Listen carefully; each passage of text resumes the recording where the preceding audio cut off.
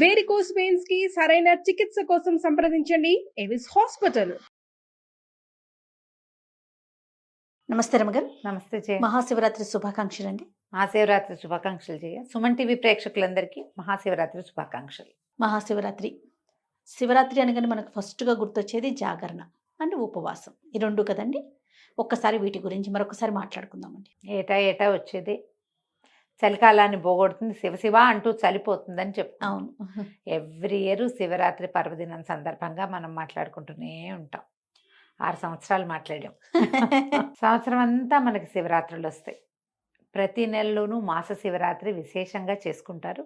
దేవాలయాల్లో ప్రత్యేకంగా అభిషేకాలు జరుగుతాయి. శివ పంచాయతన పూజ అలవాటు ఉన్న వాళ్ళందరూ కూడా తప్పకుండా చేసుకుంటారు. కార్తీక మాసంలో రోజువారీ అభిషేకం చేసుకునే వాళ్ళు కార్తీక మాసం అంతా చేస్తారు. కార్తీక మాసంలో వచ్చేటువంటి మహాశివరాత్రిని కూడా విశేషంగా చేసుకుంటాం. కార్తీకం వెళ్ళాక, మార్గశిరం వెళ్ళాక, మాఘం కూడా వెళ్ళిపోతూ ఉండగా ఈయన వస్తాడు ఇప్పుడు పరమేశ్వరుడు. మళ్ళీ ఇంకొకసారి ఈ శివరాత్రికి ఏంటంటే ఎవరైనా సరే ఒక్క మాట నమశివాయ అన్నా చాలు, ఒక్క బిల్వదళం స్వామి మీద పరమేశ్వరుడి మీద వేసినా చాలు, ఒక్క చిన్న చెంబెడి తీర్థము లేకపోతే 3 ఉద్ధరణల తీర్థం, ఒక్క పురుషుడు నీళ్ళైనా పరమేశ్వరుడికి అర్పించిన వాడికి కైవల్యం వస్తుందని చెప్తారు. అంత అద్భుతమైన పర్వదినం ఇది. నువ్వేం చేశావు అని కాదు, నువ్వు చేసింది ఏదినా ఆ రోజునున్న గొప్పతనం ఏమిటి అనేది ఇంపార్టెంట్. మీద ఆ రోజు యొక్క ప్రత్యేకత వల్ల ఈ రోజున ఏ చిన్నది చేసినా అది భగవంతునికి పోయి చేరుతుంది. దాని యొక్క ఫలితము ఆ పని చేసిన జీవుడి యొక్క కర్మల్ని తొలగించి అతనికి వైకుంఠ ప్రాప్తి, కైలాస ప్రాప్తిని పొందిస్తుంది, కైవల్యమే లభిస్తుంది. అది కావాలంటే ముందు ఈరోజు శివరాత్రి అనే గమనం ఉండాలి. గమనం లేని వాడికి కూడా వస్తుందని చెప్తాం కథల్లో. గమనంతో చేస్తే మహా అద్భుతం. తెలుసుకుని చేసిన పని ఇంకా అద్భుతంగా కుదురుతుంది కదా. చేతకాని తెలియని వాడికి కూడా భగవంతుడు కైవల్యం ఇస్తాడు. చేతయి తెలుసుకుని విధి విధానాలు పాటిస్తూ చేయవలసింది విధిగా చేస్తే దాని ఫలితం బాగుంటుంది. ఇప్పుడు కైవల్యం ఆ రోజున మరణించిన వాడికి కైవల్యం లభిస్తుంది. తర్వాత మరి జీవించే ఉంటే మన సంగతి, మనకేం లభిస్తుంది? పరమేశ్వర అనుగ్రహం లభిస్తుంది. మన జాతకంలో ఉన్న గ్రహదోషాలు పోతాయి. మన కర్మల్లో దుర్విపాకం ఏదైనా ఉంటే అది తగ్గుతుంది. మనం ఇంకా పడవలసిన కష్టం ఏదైనా ఉంటే అది చిన్నదవుతుంది. భగవంతుడికి మనం దగ్గరవుతాం. దానికోసమని మనం ఇట్లా పర్వదినాలు వచ్చినప్పుడు ప్రత్యేకంగా చెప్పుకుంటాం. ఈరోజు గమనంతో తలస్నానం చేయండి శివరాత్రి అని చెప్పి, కుదిరినంత వరకు ఏదైనా ఒక చిన్న శివాలయమైనా మన పక్క సందులో ఉన్నదానికైనా వెళ్ళి ఒక్కసారి ప్రతిష్ఠ చేయబడిన పరమేశ్వరుణ్ణి చూసి రండి. శివలింగాన్ని చూడండి. కుదిరితే 2 మారేడు దళాలు స్వామికి సమర్పించి కాస్త నీళ్లు పోయటానికి అవకాశం ఉంటే పోయండి. అభిషేకం వాళ్లే చేస్తూ నిన్ను చూడు నీకు తీర్థం ఇస్తామంటే అభిషేక తీర్థం పుచ్చుకోండి. భస్మాన్ని ధరించండి. నోటితోటి ఓం నమ శివాయ అనుకోండి. పంచాక్షరిని, ప్రణవ పంచాక్షరిని వదిలిపెట్టకుండా ఉంటే చాలా మంచిది. ఏదో మాట్లాడుకుంటూనే ఉంటాం, పనులు పాటలు ఉంటాయి కదా, ఆఫీసులు ఉద్యోగాలు ఉన్నవాళ్ళు అవి ఉంటాయి. సంసారంలో ఉన్న వాళ్ళకి జంజాటం తప్పదు. జంజాటంతో పాటే పంచాక్షరిని వదిలిపెట్టద్దు. దీంతో మీరు ఈ రోజున దుర్భాషలు ఆడకండి. మీరు ఎవరిని తిట్టినా శివుని తిట్టినట్టేననుకోండి. దుర్భాషలు ఆడద్దు, పోట్లాటలకు దిగద్దు, హక్కులు జమాయించేందుకు ఉద్దేశంలోకి వెళ్ళబోకండి. ఈ రోజున భగవంతునికి సమర్పించండి. ఈ రోజుని ఆయన కోసమే, అంతే. ఆ ఉద్దేశంతో చేస్తే మీరు చేయగలిగినంత ఉపవాసం, చేయగలిగినంత జాగరణ, ఇవ్వగలిగినంత సేవ ఇవ్వండి. వీటిలలో మార్పు లేదు, మానద్దు. ఓకే, మేము ఉపవాసం ఉండవండి, ఏదో తినేస్తాం. బ్రేక్ఫాస్ట్ మానేయగలిగితే మానేయండి. ఆఫీస్ ఉంది, ఉపవాసాలు మానలేరు. సాత్వికమైన ఆహారం తీసుకోండి. అది ఇంట్లో పొద్దున్న దేవుడికి నివేదన పెట్టింది తినండి, ఉపవాసమే అది. ఈయనకి అన్నం తినకూడదు లాంటివి ఏమంటారు, మనం ఏకాదశికి చెప్పినట్టుగా ధాన్యంలో మురాసురుడు ఉంటాడు కాబట్టి అన్నం వర్జేతన్నారు, అన్నం వర్జించమన్నారు. కానీ శివరాత్రిగా అన్నం వర్జించాలన్న నియమం లేదు, ఆ మాట చెప్పటల్లా. ఉపవాసం ఉండాలి. ఆ ఉపవసించేటప్పుడు అవకాశాన్ని బట్టి ఉపవసించండి. ఏదైనా పళ్ళు, ఫలాలు, పలహారము తీసుకోండి. శివనామస్మరణలో సమయం గడపండి చక్కగా. మీ అవకాశాన్ని బట్టి ఇంట్లో ఏదైనా అభిషేకం చేసుకునే అవకాశం ఉంటే చక్కగా చేసుకోండి. పక్క ఇళ్లలోనో వెనకింట్లోనో మీ వాళ్ళు మేము ఏకాదశి రుద్రాభిషేకం చేసుకుంటున్నానంటే వాళ్ళ ఇంటికి ఎవరెళ్తాడని మానేయకండి. వాడి మొహం మనకు గిట్టకపోయినా సరే పిలిచారంటే వెళ్ళాలి, తెలిసిందంటే వెళ్ళాలి, అలా పెట్టుకోండి. ఇదే మనం భగవంతుడికి ఇవ్వగలిగేదమ్మా. శ్రద్ధ, ఆస్థ ఆ రెండే ఇస్తాం, అంతకంటే ఏమో అక్కర్లా. అసలు ఆ రెండు ఇస్తే చాలు. ఎక్కడ అవకాశం ఉంటే అక్కడికి వెళ్ళండి.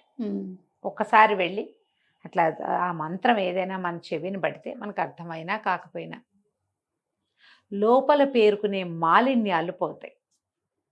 శివుడు అభిషేక ప్రియుడు, మనం ఎప్పుడు చెప్పుకుంటాం ఆ మాట. అలంకార ప్రియో విష్ణువు అభిషేక ప్రియ శివ. ఏం అక్కర్లేదు, ఒక చెంబెడు నీళ్ళే కావాలి. మీ చేత్తోటే పోసే అవకాశం లభించిందా మంచిది. ఈ ఉజ్జయిని అవి వెళ్ళామా జయ, ప్రతి చోట మేము ఎక్కడ మా ఇళ్లలో మేము మనమే శివలింగం మీద నీళ్లు పోయటం ఆడవాళ్ళకి సాధారణంగా ఇవ్వరు. ఇక్కడ శివాలయాల్లో కూడా నేను లోపలికి వెళ్ళి ముట్టుకోవటం అది నేను ఎప్పుడు చేయలే. శ్రీశైలంలోనూ అక్కడ స్పర్శ దర్శనం అవకాశం ఉన్న చోట మాత్రమే చేశాం, కానీ ఇంకెక్కడ నేను ముట్టుకునేదాన్ని కాదు. అక్కడ ఏ చీటి శివాలయంలోకి వెళ్ళినా సరే అన్ని శివాలయాలు ఓ ఇంత బుజ్జి రాగి చెంపిస్తారు వాళ్ళు.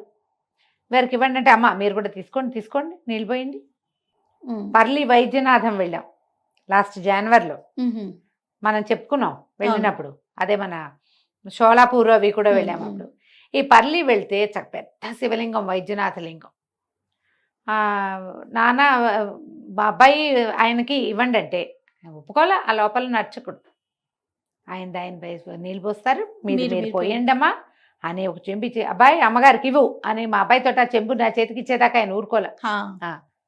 జ్యోతిర్లింగము చేతితో చేయకూడదు, మాకు శంకలు ఉన్నాయని నేను వెనక్కి ఉంటాను, ససేమిరా అన్నారు.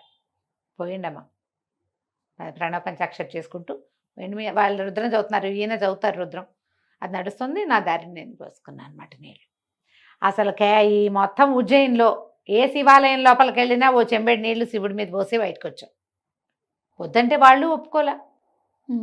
అక్కడ అలాంటి పద్ధతి ఉంది, మన దగ్గర ఆ విధానం లేదు. స్వయంగానే అభిషేకం చేసుకోవాలని అనుకోకండి.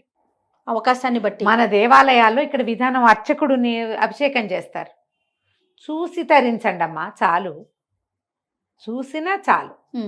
చూసి ఆ అభిషేక తీర్థం తీసుకుంటే అది కూడా సరిపోతుంది. మీ ఇంట్లో అవకాశం ఉంటే చూడండి, పక్కింట్లో దొరికితే లభిస్తే చూసుకోండి, లేకపోతే దేవాలయాలకు వెళ్ళే అవకాశం ఉంటే చూడండి. ఇవేవి లభించలేదు, టీవీలో చూడండి, హాయిగా ఉజ్జయినితో సహా అన్నీ చూపిస్తారు. అవును, అన్ని జ్యోతిర్లింగాల్లోనూ దర్శనం వస్తుంది. చక్కగా కూర్చుని చూసుకోండి హ్యాపీగా. సాధ్యమైనంత తక్కువ భుజించండి. పూర్తిగా మానేస్తే మరీ మంచిది. మారేడు దళాలు దొరికితే వాటితో అర్చించుకోండి. రాత్రికి ఉపవాసం, ఇది లింగోద్భవ కాలం వరకు ఉపవాసం ఉండటం మంచిది. జాగరణ ఉండటం మంచిది. రాత్రి జాగరణ చేయాలంటే తెల్లవార్లు, అది లెక్క ఏమిటి, ఈ సాయంకాలం నుంచి రేపు పొద్దుటి దాకా అని కదా, తెల్లవారేదాకా ఉండగలిగే వాళ్ళు ఉంటారు, ఉండలేని వాళ్ళు ఉంటారు కదమ్మా. అందరి వల్ల అవద్దు కదా. ఈ వీళ్ళల్లో ఏం చేయొచ్చు మనం, లింగోద్భవాలంటే రాత్రి 1:30 అలా అయ్యేసరికల్లా ఇది ఏకాదశి రుద్రాలు అయిపోయి లింగోద్భవ కాలంలో ఆఖరి పూజ చేస్తారు. ఆ తర్వాత ఇంకా జాగరణే, భజన చేసుకుని జాగారం చేస్తారు. అప్పటిదాకా ఉన్నా చాలు. తెల్లవారేదాకా మీరు ఉండగలిగితే, ఇది వరకు ఏం చేశారు, ఒక టికెట్ మీద 2 సినిమాలు అవి చూపించేవాళ్ళు జాగారం కోసం. జాగారం చేసి మళ్ళీ ఇంకోసారి శివదర్శనం చేసుకుని ఉపవాసం విడిచిపెడతారు మర్నాడు. మీ అవకాశాన్ని బట్టి చేయండి. ఒకవేళ అర్ధరాత్రి వరకు ఉండగలమండి. ఈ రోజుల్లో అర్ధరాత్రి వరకు లేని వాళ్ళు ఎవరమ్మా, ఏదో ఓటీటీలు పెట్టుకుని చూస్తూనే ఉంటారు కదా. భూకైలాస్ లాంటి సినిమాలు ఏమైనా చూడండి, డివోషనల్ ఏమైనా చూడండి, ఉండలేను అని అనుకుంటే కనుక. ఉండగలిగారా, దేవాలయాల్లోనో మఠాల్లోనో పీఠాల్లోనో ఉన్నారా, మహత్తరంగా ఉంటుంది. ఎప్పుడు కూడా పర్వదినాల అవకాశాన్ని పోగొట్టుకోవద్దు. ఆ రోజున చేసేటువంటి చిన్న క్రియ కూడా మనని భగవంతుడికి దగ్గర చేస్తుంది, మన కర్మలు కొంత తొలగిస్తుంది, మన పుణ్యబలం పెంచుకోవటానికి, పాపక్షయం కావడానికి పర్వదినాలు ఉపయోగపడతాయి. ఆ రోజున ఈ గ్రహాల సంతులన అవన్నీ వేరేగా ఉంటాయి. లేకపోతే ప్రత్యేకంగా ఈ రోజు ఎందుకు, శివరాత్రి ఎప్పుడైనా చేసుకోవచ్చు కాదు అవును. కదా. పైగా ఇవాళ మన బర్త్డే అనుకో, సండే సెలబ్రేట్ చేసుకుంటున్నాం మనం. ముందొచ్చే సండే సెలబ్రేట్ చేసేసుకుంటాం. సెలబ్రేషన్కి కావాలి. పర్వదినాలు అట్లా కాదు కదా. ప్రత్యేకంగా ఈ సందర్భంలో, ఈ సమయంలో, ఈ గ్రహాలు, ఈ నక్షత్రాలు, ఈ చంద్రుడు ఇలా ఉండటం, సూర్యుడు ఇలా ఉండటం, ఇవన్నీ లెక్క కదా. ఉన్నప్పుడు మీకు ప్రకృతి అంతా అనుకూలంగా ఉందని కదా అర్థము. అలాంటప్పుడే మనం పూజ, మన ఉపవాసం అప్పుడు చేయాలి. కుదిరినప్పుడు చేసుకుంటాం, బర్త్డే లాగా, మ్యారేజ్ డే లాగా అనుకోవడానికి వీలు లేదు కదా. అవును. పర్వదినాలని సుసంపన్నం చేసుకోండి. తప్పకుండా. మహాశివరాత్రి పర్వదినం సంవత్సరానికి ఒక్కరోజు వస్తుంది. ఈ రోజున మీరు చేయగలిగినంత దానం చేయండి, చేయగలిగినంత శివధ్యానం చేయండి, చేయగలిగిన దర్శనం చేసుకోండి. ఏది మానకండి. ఓకే. వీటిలలో అన్నిటినీ ఏదో ఒకటి కొంచెమైనా అవకాశాన్ని బట్టి చేసుకోండి. చేసుకోండి. రైట్. నమస్తే రమగారు. నమస్తే జయ.